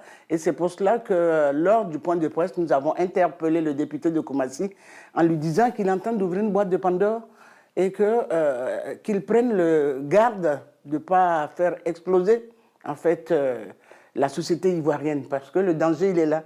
Chaque groupe communautaire, chaque groupe ethnique, chaque groupe religieux va regarder dans sa bassine et dire voici ce qui se passe dans ma religion. La Côte d'Ivoire est au-dessus de nos problèmes religieux, largement au-dessus. La Côte d'Ivoire est le pays des Ivoiriens et quelle que soit leur religion. Si ce débat a lieu, c'est parce que nous n'avons pas été écoutés à temps. Il y a quelques années, nous étions en train de dire que dans certaines communautés, il y a des chefs religieux qui ne respectent pas la loi nationale. Et il est temps peut-être aujourd'hui de remettre les choses à plat et de faire en sorte que Ivoiriens du Nord, Ivoiriens du Sud, de l'Est ou de l'Ouest, Ivoiriens de quelque religion que ce soit, la loi puisse s'appliquer à nous tous. Maintenant, en tenant compte des différences ethniques ou religieuses de quelque groupe que ce soit, chacun vivra sa vie comme le voudrait, mais tout en se conformant aux règles nationales. C'est bien pour cela qu'en Côte d'Ivoire, vous avez des groupes ethniques où l'excision était pratiquée à près de 90%. Et pourtant, la loi ivoirienne n'autorise pas la pratique de l'excision. Nous ne sommes pas allés chercher quelle religion pratique l'excision, quelle ethnie la pratique plus qu'une autre. Il ne faut jamais oublier que la loi doit être impersonnelle et au-dessus de chacun de nous. Alors, voici... Je vais réagir parce que je suis interpellé. Vous êtes interpellé, on vous donne la priorité de la réaction. Voilà, justement. Et elle est complètement hors débat. Je suis désolé, j'ai beaucoup de respect pour elle, mais elle n'est pas dans le débat. Pourquoi? Quand elle veut m'opposer le principe de laïcité de la Côte d'Ivoire. La monogamie, là, c'est la règle de quelle société en Côte d'Ivoire? Je reviens là-dessus. Quelle est l'ethnie qui a pratiqué exclusivement la monogamie? La monogamie est une importation. C'est comme on l'appelle la vision de l'Église. Mais de grâce, qu'elle ne rentre pas dans ces considérations. La monogamie telle qu'elle est prônée dans notre loi aujourd'hui est la vision de l'Église. Donc, elle ne peut pas s'imposer aux 30 millions d'Ivoiriens. Je suis désolé. Il faut tenir compte aussi des autres. C'est pour ça que je laisse l'option. Ma loi est optionnelle. Qu'on accepte que ceux qui sont de confession catholique prennent une seule femme, personne ne les oblige à prendre 2. Que ceux qui sont d'autres confessions, qui ont la possibilité de prendre 2, qu'on les laisse cette possibilité-là. Donc, qu'on soit à équidistance. Donc, il ne faut pas me dire ici que moi, je viens avec un principe qui viole la laïcité. Au contraire, la situation actuelle est en déphasage complet avec la laïcité. Non, voilà, il faut qu'on soit clair là-dessus. Oui. Moi, je pense que finalement, c'est l'honorable qui se trompe. Non, je suis désolé. La République et la loi doivent être au-dessus. Au-dessus de toutes les religions. Nous avons une nation, une république à construire, bien entendu, qui sort de notre histoire. Mais nos pères fondateurs qui ont choisi la laïcité, la république, au-dessus des religions, au-dessus des ethnies, au-dessus des communautés. Donc la monogamie telle qu'elle a été choisie, c'est la valeur de la République qui met tous ses enfants absolument. Qui met tous ses enfants sous le même pied d'égalité. L'honorable ne peut pas, parce qu'on a d'une religion, faire prévaloir sa religion. C'est elle qui a parlé de religion, c'est pas moi. Non, moi je parle elle qui a parlé de religion. C'est pour ça que je ne veux pas qu'on aille sur ce terrain. Vous dites que c'est une question de l'Église, ça n'a rien à voir avec l'Église. Non, vous avez dit que 45% de la population... Mais on ne peut pas les ignorer. D'accord, mais c'est lié également à leurs convictions religieuses. Voilà, ça, au moins, vous avez dit ça. C'est pour ça que j'ai dit... Ça devient une loi communautaire. La liberté aux gens de choisir. On n'obligera personne à être polygame. Allez-y. Il y a une précision que je vais apporter. Quand on parle d'un État laïque, c'est un État dans lequel il n'y a pas une religion pour le pays. C'est ça. Ça veut dire, sur le plan spirituel, la chose publique est à distance égale de ce qui est communautaire de ce qui est religieux. Est-ce que vous voyez? De ce qui est privé. Donc, ça veut dire, en Côte d'Ivoire, il n'y a pas une religion que l'État de Côte d'Ivoire a choisi pour dicter ses règles à la nation. Ça, c'est la première précision que je voulais faire. La deuxième précision sur laquelle je voudrais venir, j'ai dit, si on a voté la loi de 1964 pour dire, on considère comme mariés monsieur et madame qui se présentent devant l'état civil, que des gens, ils sont seuls avec leurs femmes, ils ne viennent pas devant l'état civil, qu'ils sont considérés comme célibataires, le législateur doit tirer des conséquences. Est-ce que vous voyez? La réponse à donner n'est pas de donner la possibilité de marier plusieurs femmes. Pour une femme, ils ne viennent pas. Quand il s'agira de 3, 4 femmes, c'est pour ça que moi je dis, on ne règle pas le problème, on l'aggrave. D'accord. Quand je dis on l'aggrave, quand l'honorable, quand je l'écoute dire, il dit que la monogamie est dictée par l'Église, pour paraphraser ce qu'il a dit, et qu'il y a 45%, je suppose qu'il parle des musulmans. Mais en même temps, sa loi qu'il propose ne va même pas dans le sens de ce que dit l'islam. Puisque l'islam restreint la possibilité du mariage à plusieurs femmes pour l'homme, l'islam ne permet même pas que la femme ait plusieurs maris. Ça veut dire que l'honorable ne défend ni les chrétiens, ni les musulmans. Parce que je suis député de la République. Oui, je ne dois... finalement, je suis député de la République. J'ai pas de vous choisissez la République ou la religion. Non, il faut que vous choisissez. Soyez cohérent dans votre démarche. Moi, je suis cohérent. Je ne défends ni les votre loi laisse la possibilité pour une femme... de la République, honorable, point à la ligne. Je me calme et je vous laisse. Je dis, votre loi, telle que vous l'avez expliquée ici, va laisser la possibilité à une femme d'avoir plusieurs hommes. Ce n'est pas l'option de l'islam. Ça veut dire que vous allez en même temps contre la République et en même temps contre les autres religions révélées. Donc, finalement, c'est vous qui êtes un peu hors sujet sur la question. Justement, c'est vous qui êtes hors sujet, parce que je vais vous expliquer. Est-ce que l'islam permet qu'une femme puisse avoir plusieurs hommes? Moi, je vous pose la question. Non, l'islam ne le permet pas. Mais votre loi le permettra, puisque vous l'avez dit ici, que vous laissez la polygamie. Est-ce que tous les Ivoiriens sont des musulmans? Parlons des musulmans pour le moment. Est-ce que l'islam permet... Moi, je ne suis pas député des musulmans. Je suis député de la République. Mais ça veut dire que votre loi va heurter les musulmans? Puisque les musulmans ne s'acceptent pas... La loi actuelle sur la monogamie, ça ne heurte pas les musulmans? Non. Ah non? Ah bon? Puisque les musulmans... Vous n'êtes pas le porte-parole des musulmans. Mais vous avez... Moi, je D'accord, ce qu'on va faire... Mais est-ce que ça ne les heurte pas? Vous avez écouté l'élément filtré? Vous avez entendu ce que l'imam a dit? L'imam. Donc quand vous dites ça, l'imam n'a pas dit qu'il est frustré. Moi, je légifère en tant que député de la République, représentant des populations de Côte d'Ivoire. Je ne fais qu'un constat. Le constat, il est vrai ou pas? Parce que vous, là, vous êtes dans le virtuel. Moi, je suis dans le vrai. D'accord. Dans le concret, dites-nous, à qui profite ça profite aux femmes. Je vais vous donner des exemples concrets. Dites-nous concrètement à qui, selon vous, profite cette loi. C'est-à-dire... Vous avez vu des hommes ici... Dites-nous, en quoi ça profite aux femmes? J'explique. Il y a des hommes qui ont marié 2 femmes, notoirement reconnues comme polygames. Ils vivent avec ça. La loi ne les reconnaît pas. Mais devant la loi, ils ont une seule femme. Mais devant la communauté, la société dans laquelle ils vivent, on connaît les 2 femmes. Le monsieur arrive à décéder. L'autre femme que toute la société connaît n'a même pas le droit de mettre pied aux obsèques de son mari. Humiliation pour elle, humiliation pour sa famille, humiliation pour sa communauté. Le monsieur prend une femme, il fait 25 ans avec la femme, 30 ans avec la femme. La femme a 50 ans, elle a 55 ans. La loi ne lui permet pas de prendre une deuxième femme, il va divorcer avec cette femme-là pour aller prendre une autre. Mais si la loi lui donnait la possibilité de prendre 2, il allait garder les 2. Il liquide cette femme. Elle devient comme un objet, un meuble de maison, un fauteuil, on veut le changer, on met le fauteuil dehors, on fait rentrer le nouveau. Cette femme se retrouve dans le vide, elle n'a aucun avantage, elle n'a aucun droit. Il faut arrêter ça. Il faut garantir le minimum de droits. Il laisse enseigner la loi. Attendez, il y a longtemps que madame n'a pas parlé. Oui, mais je termine 2 minutes rapidement. Une seconde même. Tout ce que vous dites, honorable, même si il y a un fond de vérité. Mais la femme qui s'engage dans ce contrat... Oui, c'est la vérité. Mais nous laissons enseigner la loi. Si vous choisissez de rester avec un homme qui est marié, vous assumez les conséquences. C'est ça la loi.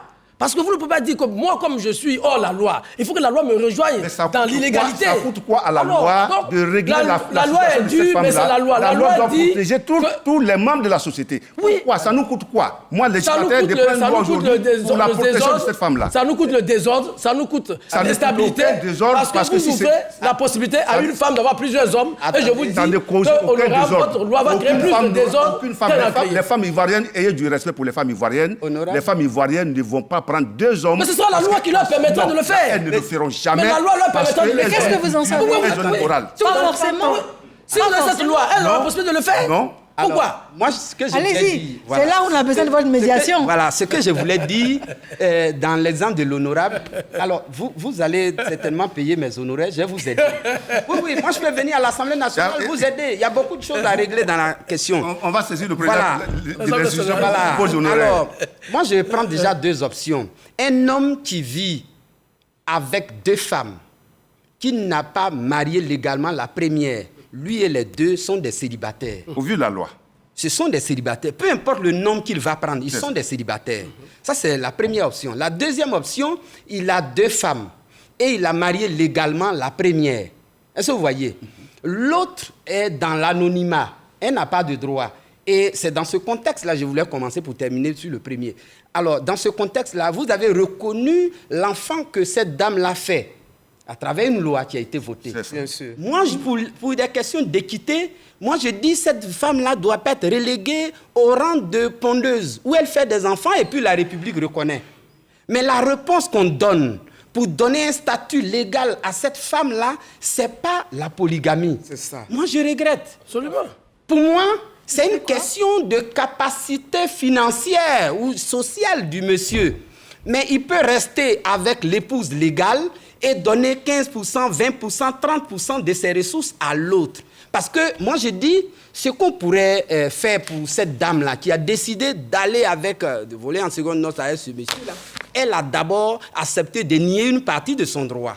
Est-ce que vous voyez? Donc, elle peut bénéficier d'une couverture sociale que l'homme peut lui donner en restant monogame. C'est pour cela, moi, je dis, on peut intelligemment protéger tout le monde de la manière... Alors, on est arrivé à ce stade de l'émission parce qu'on est déjà à la fin. Je voulais terminer en disant que le fait que les Ivoiriens ne se marient pas légalement, moi, j'ai dit, si un homme reste avec une femme, en couple avec une femme dans une relation non officielle pendant, on va dire, 1 an, voire 2 ans, sur simple dénonciation, je souhaite que dans votre annexe, là, votre loi, là, vous dites que si la femme va déclarer que depuis 2 ans, je suis avec mon mari, il ne me marie pas, on l'inscrive dans le registre d'état civil qu'elle est mariée et qu'on lui donne copie de l'acte qu'elle va donner au monsieur. Alors ça, ce serait votre solution. Pour toutes les femmes, parce qu'on a besoin d'avoir des statistiques. Oui. Il y a des gens qui ont une seule femme, ils passent toute leur vie, mais ils restent artificiellement. D'accord, très bien. Je considère que c'est votre mot de fin. Madame Tano, je vais vous demander votre mot de fin également. Vraiment 45 secondes chacun. D'accord. Alors, nous, ministère de la Femme, de la Famille et de l'Enfant, au cours de ce débat, on a bien compris qu'il y a de quoi réfléchir. Il faut donc aller paisiblement vers une grande réflexion. Je suis même en train de me demander, est-ce qu'on n'a pas apporté cette question pour... Parce que les politiciens aussi, il y a une stratégie, on met en place. Est-ce que ce n'est pas une stratégie pour qu'on soit tous tournés vers la question de la polygamie pour essayer de côté les questions essentielles? C'est maintenant que la question me vient. J'ai dit, mais attention, est-ce qu'on ne nous distrait pas? Deuxième chose. Rapidement. Deuxième chose, nous sommes à l'écoute. Que dira la population ivoirienne? On veut entendre les Ivoiriens et les Ivoiriennes s'exprimer sur la question.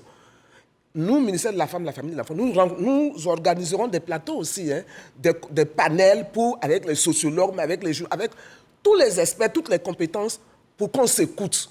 Et je voudrais dire à l'honorable, porter la question du genre, de l'égalité, de l'équité.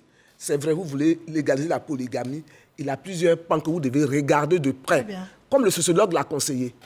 Mais les questions essentielles, ce sont les femmes au poste de responsabilité, les femmes au poste électif. Merci, Mme Tano. S'il vous plaît. Merci bien. Oui. Monsieur Guillaume Baton. Oui, je pense qu'au cours de ce débat, on s'est rendu compte que l'honorable propose une mauvaise solution à peut-être de vrais problèmes. Et le débat nous a montré aussi que l'honorable n'est pas aussi courageux qu'il a voulu se présenter. En en voulant mettre un peu sous le noir l'aspect qui permettrait, sa loi permettrait à une femme d'avoir plusieurs hommes. Il dit qu'il ne le croit pas. Mais la mauvaise foi étant la chose la mieux partagée, le noir ne peut pas s'engager pour toutes les femmes de Côte d'Ivoire qui voudront le prendre au mot à travers sa loi. Donc je pense qu'il faut qu'il regarde bien. Heureusement que la loi n'est pas encore discutée au Parlement et que j'espère qu'il va organiser un grand débat public que souhaite Mme Tano avec toutes les composantes de la société ivoirienne et que peut-être qu'il y ait un référendum sur cette question. Mais je dis, visiblement, au stade actuel, les solutions de l'honorable sont de fausses solutions à peut-être de vrais problèmes.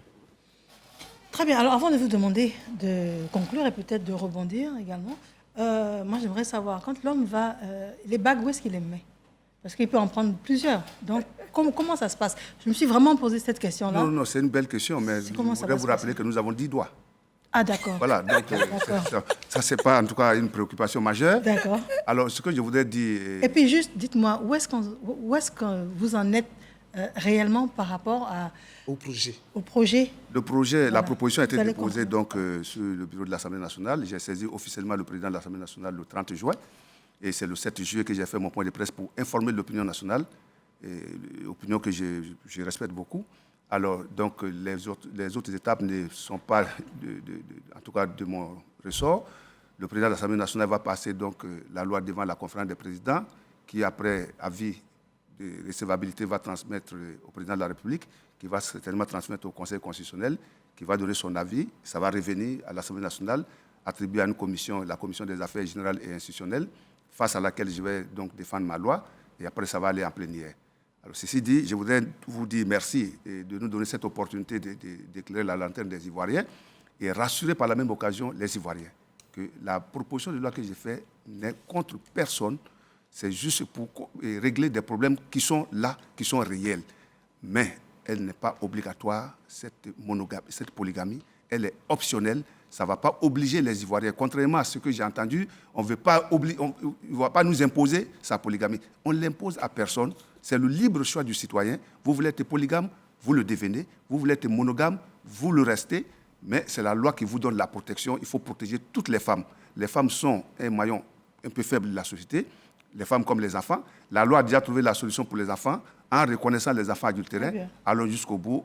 Donnons la légalité à leurs mamans pour qu'elles soient protégées aussi par la loi, dont la vocation est de protéger tout le monde, comme je l'ai dit. Les différentes voix ont été entendues. Les personnes sur le plateau ont des avis différents. Fort heureusement, le débat, la contradiction continue. Le ministère de la Femme, de la Famille et de l'Enfant est à l'écoute. Tout à fait. Le sociologue nous explique comment est-ce que c'est possible et comment est-ce qu'on doit trouver une option consensuelle. Le débat continue chez vous. Merci infiniment de nous avoir suivis. Monsieur Sangaré Yacouba, merci d'avoir été là. Je vous en prie. Monsieur Boato Guillaume, merci à vous. Merci, toujours un plaisir. Merci bien. Madame Tano, merci d'être à l'écoute. Et monsieur Seibi Tra, je vous remercie infiniment. Merci beaucoup. Madame, monsieur, je vous remercie d'avoir été là et bonsoir.